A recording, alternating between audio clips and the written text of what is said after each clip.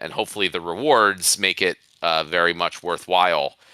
So people who bought Chaos Legion packs obviously got the value of them in battles and in game for a while. They'll get a bunch of value in land, and they'll also be able to burn ones that they are not using anymore in order for new rewards that will hopefully be well worth it. Okay, scrolling down. Give me a second here. All right, so we are now live on YouTube. I think Restream is having a problem, so I just went straight to YouTube. All right, great. Well, for our YouTube audience, sorry about the technical difficulties, but hopefully we're back now. Question from Virus or Viru5. With the new priorities, is Soulbound card unlock for land still in the works? It was stated at one time that this was a goal for land 1.6. Yeah, so it's not going to be a part of the very first land 1.5 release, but there are a number of features that were not able to get in for that first land release, including Soulbound card unlocking, that we're going to kind of bundle into, or not, probably not even bundle, but just like release. So after the initial land 1.5 release, we're planning on just continually really adding new things to it as they're ready and just improving it. And I'm sure also there's going to be some things that we planned that maybe didn't work out the way we thought, or we get feedback from the community. So it's not just like it's released, it's done, that's it. After the first release, we're going to just keep chugging on adding more features to match everything in the white paper, making changes that the community requests, or fixing things that don't work properly, and then also behind the scenes really digging into land 2.0, for which I still hope to release the white paper within the next few weeks, and will hopefully make the excitement even more for land and for getting cards. So all right. There was a question you missed in the at Was there 523. My bad. Sorry, I was scrolling quickly. 523. Which one? Fanny balls. Did you? No, I talked about that one. Oh, yeah. Sorry. I was. Yeah, you're probably working on getting YouTube back up. Yeah. So, no problem there. All right, now where were we? Okay, we got Lewis88 has a question. What's your thought on a real decentralized DAO? As far as I know at the moment, just the Splinterlands team can interact with the funds and assets on call by the community proposals. I'm curious about your thoughts on that. Yeah, I mean, that's the goal. And the way we plan to do it is through the SPS validator software. So that's currently, just so you know, that's being built out and launched as part of the Goals soccer game, the Genesis League Goals game. So that the work is ongoing there, and it's a lot easier to do it for a brand new game than for a game that has 5 years of history like Splinterlands. So we're kind of kicking the tires on Goals. We're working on making it open source, having independent community members start running it, and then once we see that that's going well there, that same software is going to be brought back in for Splinterlands. And that's the point where it gets to be a real decentralized DAO, just like Hive or any other similar chain. Is community members will be able to independently run that software anywhere around the world. Ultimately, that software is the one that what's going to manage the SPS distributions, minting, transactions, everything. And then the idea is like individual wallets, like on Ethereum or Binance Smart Chain, will be multi-sig wallets that are controlled by the top whatever number of elected representatives that are running the validator software. So that like plan is like clearly in place, at least in my mind, and we've I've written down the details of how we plan that to work, like at a high level. It's just a matter of we need to as always get the resources and priorities to get. Wizza RDK is asking, can we get promo cards or a mini set about the Splinterlands content creators like Aftersound, Bulldog, and Infidel? Yeah, I mean, I definitely plan to do more promo cards. We're also going to do more mini sets in the future.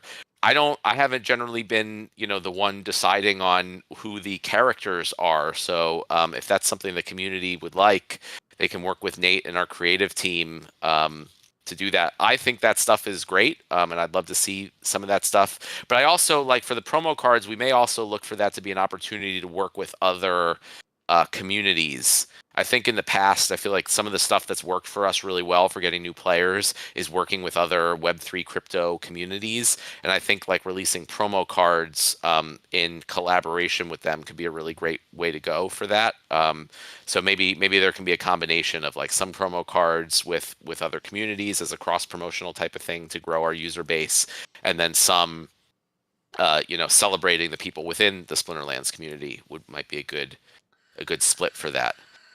Question from Icy Flow: will all Rebellion summoners be dual element, or just rare, or just legendary? So we are still working out all the details of that. I don't believe that all of them are going to be dual element. So there's going to be some that are going to be dual element. There's going to be some, and not all of them will have the new tactics also. So some will have dual elements, some will have the new tactics, and we're going to make sure that the legendary player design summoners are probably going to have both. Is the plan to make them extra legendary and awesome and exciting, which is always what we go for with those cards. So there'll be a mix of different things, and also there may be a different mix of rarity. We may add some different summoners also, like possibly some common summoners in there. This set is going to be a very summoner focused set versus some of the other ones, which I think is going to make it kind of cool. Let me see where the next question is. Oh crap! I just got scrolled all the way up here. 534, blew it. Yeah. Oh, thank you, Blewett, for the super long question. I know I'd love to go a bit heavier on Rebellion than I'm probably going to currently, not wanting to mess up my land plans, but I also know I'd be more likely to go a bit heavier if we had a confirmation that land was still several weeks or more away. That would allow time to replenish the needed land DEC. I know a hard date is out of the question, but it's still several weeks or more away. Is it at least possible to state that for sure? I know it would ease me into aping a bit more into Rebellion if I knew with 100% certainty that my land plan still had a bit more time. I can't be the only one weighing this dilemma. Sorry for the long way to ask that. Yeah, I mean, our goal is to get land out as soon as it's ready. I don't want to just delay things. If they're ready to go out. So I can't say for sure. Like I think land is pretty close to ready, but I know we've been saying that for a while, so I don't want to guarantee it. I would like to have land be out before the Rebellion general sale starts. I also don't want it to push too close to the end of the year. We also have the Thanksgiving holiday. So, I would like to see it out in early November, which is, not, probably about exactly, 2 or 3 weeks after the Rebellion pre-sale starts. So I know that make it difficult for people to get enough for everything. But, I will say that there's been a lot of time. It's not like these things are all that unexpected. So it is what it is. I don't want to just if land is ready and it's really good and ready to go, I want to get it out to everyone because it's been way too long coming. So I'm not sure if that was a great answer to your question, but I would say get your DEC as soon as you can. Let's see here. Roland Eden has a question. The previously approved proposal to be listed on Binance has been delayed for half a year. After launching the land, should we prioritize the implementation of this proposal during the bear market? I don't believe there was any proposal to be listed on Binance. We just can't decide to be listed on Binance. If I'm thinking of the right proposal, there was a proposal to allocate tokens to Blockchain Founders Fund to have available if opportunities like a Binance or other listing became available. So we didn't have to wait and then go through this proposal process and potentially lose the opportunity. So if there's an opportunity for a listing that comes up, there are SPS tokens available to just be used to go ahead and get that listing. But we can't just I wish it was as easy as us to just say, hey, we want to be listed on Binance and do that.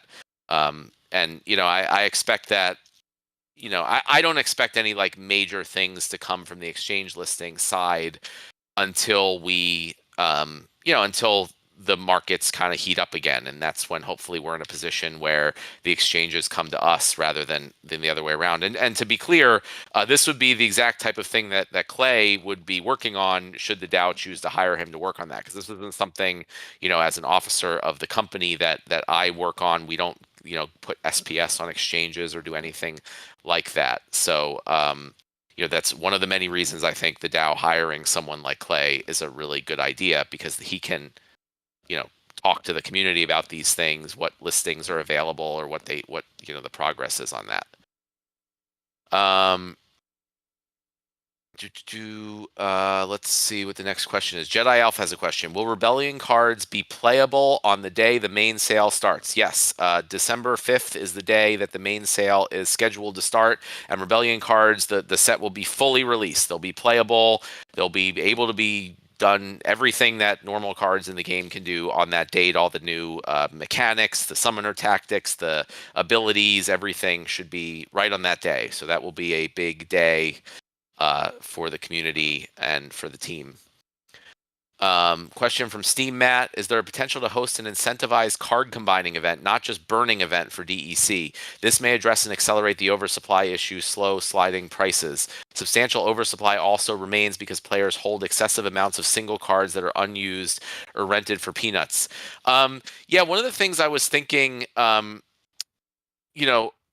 ultimately, like there's already a bonus for if you burn a max level card, and I was thinking about potentially even increasing that for the card burning event. But I think if what you're asking is like to not burn the cards but just have separate incentives for combining cards that you keep and don't burn, I would say that's kind of what Land is about, right? So Land, obviously, like having 400 level 1 common cards isn't really as valuable as having one max level card. So I kind of see Land as the incentivization mechanism for card combining. You have a limited number of land plots and a limited number of worker slots per land plot, so you want to combine all your cards to make them more valuable on land. Like I personally have bought many thousands of max level Chaos Legion reward cards, and I'm only buying max level ones because there's no that's what I need.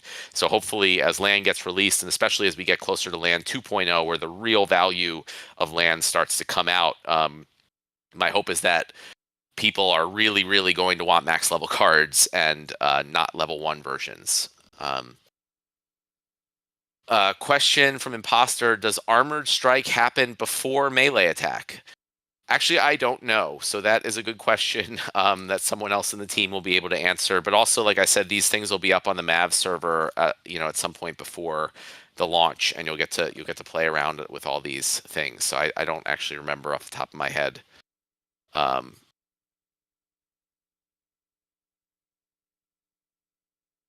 me see. The next question is,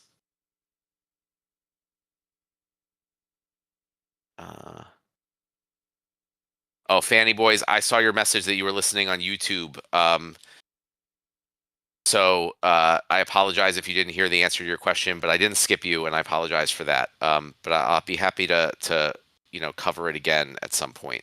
I don't remember what the question was now. So it looks like I've hit the end of questions here. We have about 7 more minutes. I don't know, Ron, was there anyone who was asking to come on voice? No, we haven't had any more requests. We do have a few more questions here at the end, though, that they've asked after the no more questions mark, if you want to go through those. All right. Even though that might set a bad precedent, I'll answer as many as I can until we get to time here. Question from Fluid. Possible to allow monster ability selection. With new ability selection for summoners, it would be nice to have further player engagement and strategy by allowing card owners to select the abilities to active or non-active based on the rule set high-level gameplay. So yes, and that's where items and spells are going to come in from Land. So we when we were thinking about this whole summoner tactics thing, there was a thought process that was like, well, we don't want to add this because we're already adding a lot of this type of stuff with items and spells. And we don't want it to be like too confusing where there's all these different things to juggle. But at the same time, items and spells are still going to be a while out. So I thought it would be much better to like get this, mini item and spell type mechanic out sooner, as a way of kind of like testing it out, making, having us get more like data and research and feedback before we get to items and spells. And also just like purposely keeping it very simple.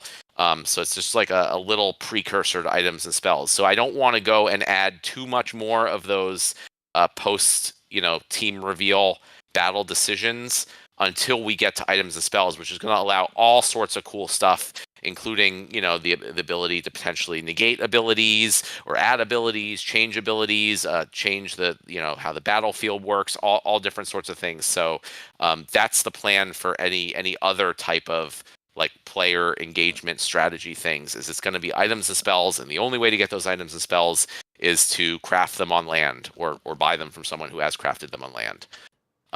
Do you want to take so Fanny Boz is asked to speak. Do you want to get him on and finish the show off with that?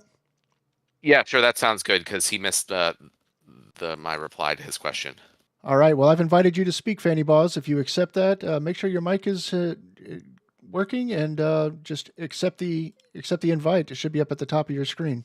There we go. Hiya, can you guys hear me? Yep.